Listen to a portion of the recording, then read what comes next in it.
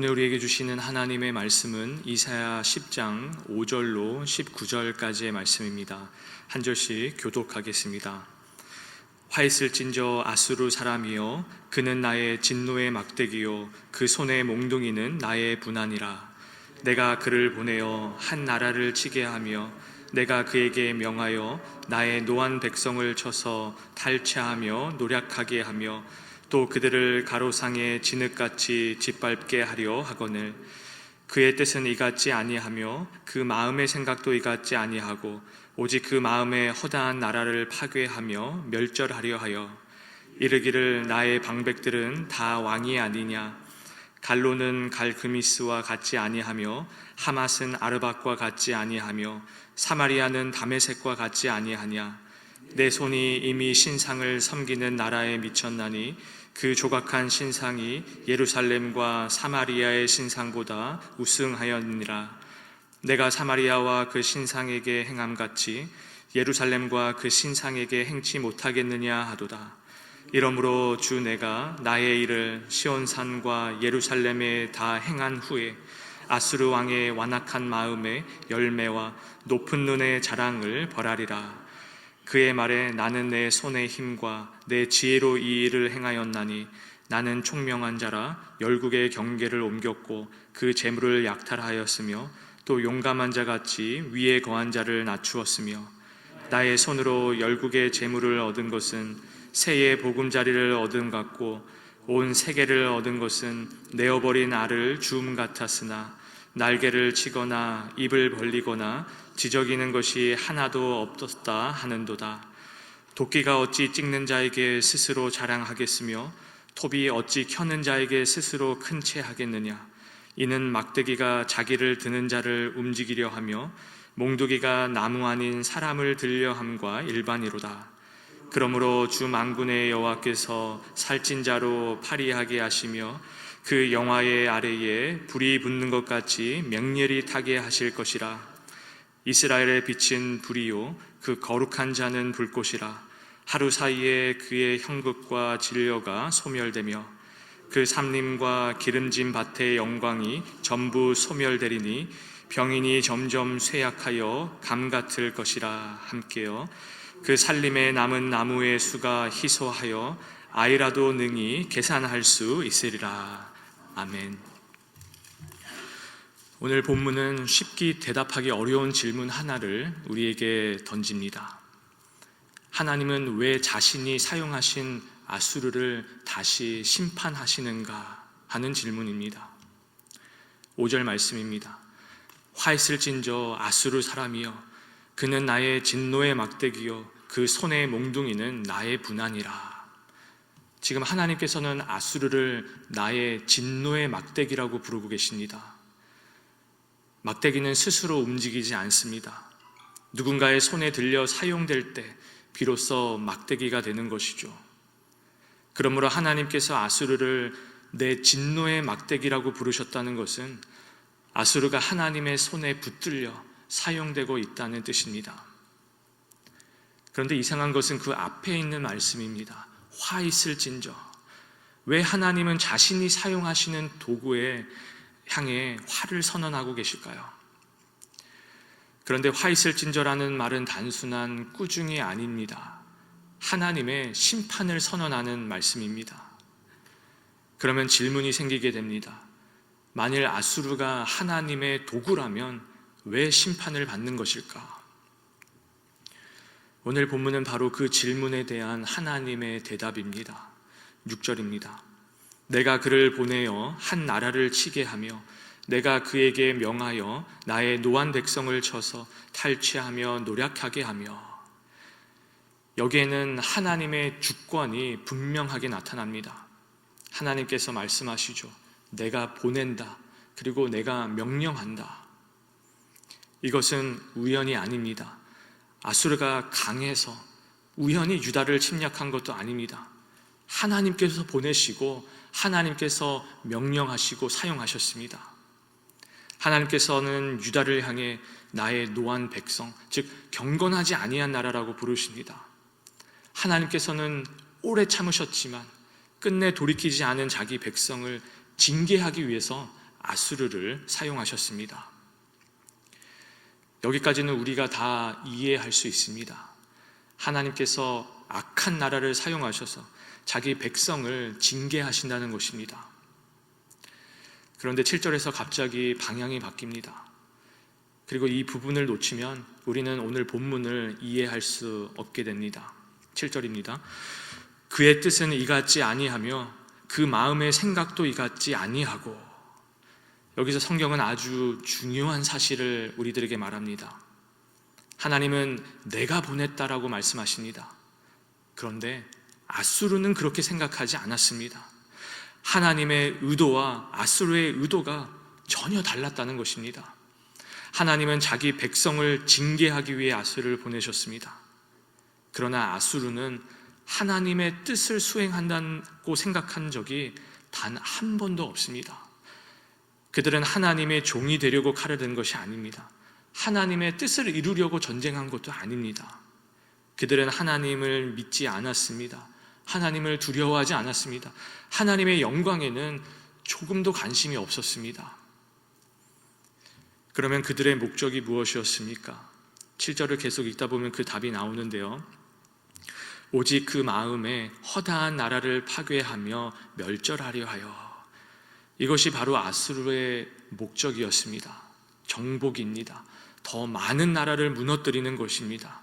제국을 확장하는 것이었습니다. 그것이 전부였습니다.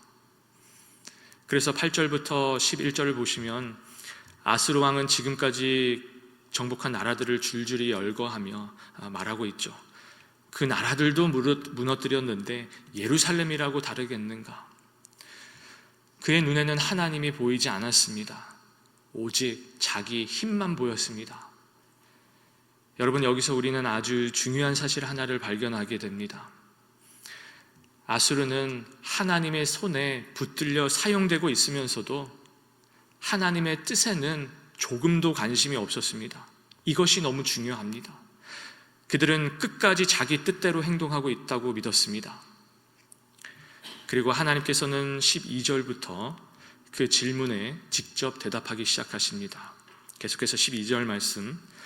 이러므로 주 내가 나의 일을 시온산과 예루살렘에 다 행한 후에 아수르 왕의 완악한 마음의 열매와 높은 눈의 자랑을 벌하리라. 하나님께서는 먼저 내가 다 행한 후에 라고 말씀하십니다. 무슨 뜻일까요? 하나님께서는 먼저 아수르를 통해서 유다를 징계하시는 자신의 일을 이루실 것입니다. 그리고 그 일을 마치신 후에는 아수르의 교만을 심판하십니다. 그리고 계속 읽어보시면 내가 아수르 왕의 완악한 마음의 열매와 높은 눈의 자랑을 벌하리라. 하나님께서는 아수르를 사용하시지만 아수르의 교만과 그의 악한 동기까지 옳다고 인정하시는 것은 아닙니다. 하나님께서는 지금 무엇을 심판하십니까? 먼저 그들이 행한 악을 심판하고 계십니다. 그런데 거기서 끝나지 않습니다. 그 악을 낳은 마음까지 심판하십니다. 12절은 이것을 완악한 마음의 열매라고 표현합니다. 여러분, 열매가 있으면 그 열매를 맺게 한 뿌리가 있을 것이죠. 하나님은 열매만 보시는 분이 아니십니다. 그 열매를 맺게 한 뿌리까지 보십니다. 사람이 무엇을 했는지만 보시는 것이 아니라 왜 그렇게 했는지도 보신다는 것입니다. 하나님은 행동과 동기를 함께 심판하시는 분이십니다. 왜냐하면 하나님은 사람의 중심을 보시는 분이시기 때문입니다. 그렇다면 아수르의 마음은 어떠했을까요? 13절이 그것을 그대로 보여줍니다.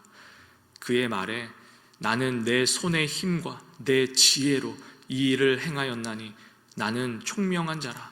열국의 경계를 옮겼고. 아수르 왕은 하나님을 단 한 번도 언급한 적이 없습니다. 승리가 지금 누구에게서 왔다고 말합니까? 자기 손입니다. 자기 능력입니다. 자기 지혜입니다. 그러나 하나님께 영광을 단 한순간도 돌리지 않았습니다. 모든 영광을 자기 자신에게 돌리고 있습니다. 자기 힘에 도취되어 있는 것이죠. 그리고 하나님께서는 15절에서 오늘 본문의 핵심 비유를 말씀하십니다. 도끼가 어찌 찍는 자에게 스스로 자랑하겠으며 톱이 어찌 켜는 자에게 스스로 큰 채 하겠느냐. 도끼는 스스로 나무를 찍을 수 없습니다. 찍는 사람이 있어야 합니다. 톱도 스스로 움직일 수 없죠. 켜는 사람이 있어야만 합니다. 막대기도 스스로 사람을 칠 수 없습니다. 막대기를 드는 사람이 있어야 합니다. 하나님께서 말씀하십니다. 아수르야, 너는 도끼일 뿐이야. 너는 톱일 뿐이야. 너는 막대기일 뿐이야. 너는 스스로 역사를 움직인 것이 아니야. 그런데도 아수르는 무엇이라고 말합니까? 내가 했다. 내 힘이다. 내 지혜다. 여러분, 바로 이것이 하나님께서 심판하시는 이유입니다. 아수르는 하나님의 뜻을 구하지 않았습니다. 하나님의 영광에도 관심이 없었습니다. 오직 자기 욕심, 교만, 야망을 따라 움직였습니다. 그래서 하나님은 그들을 심판하십니다. 이제 우리는 오늘 본문의 답을 얻게 됩니다. 왜 하나님은 아수르를 사용하시고도 심판하셨을까? 하나님의 목적과 아수르의 목적이 전혀 달랐기 때문입니다. 하나님은 지금 자기 백성을 징계하기 위해 아수르를 사용하셨습니다. 그러나 아수르는 자기 욕심을 이루기 위해 움직였습니다.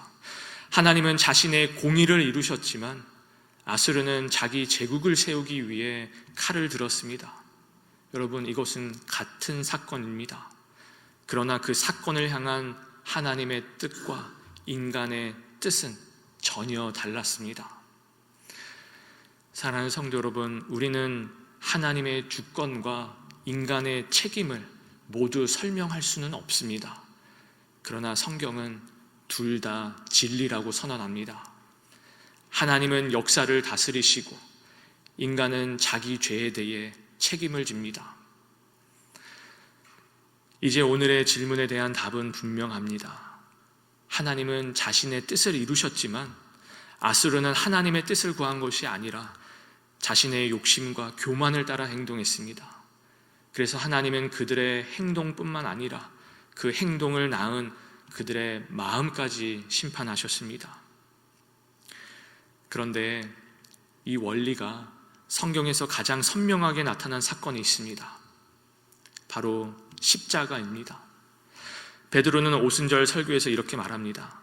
그가 하나님의 정하신 뜻과 미리 아신 대로 내어준 바 되었거늘 너희가 법 없는 자들의 손을 빌어 못 박아 죽였으나.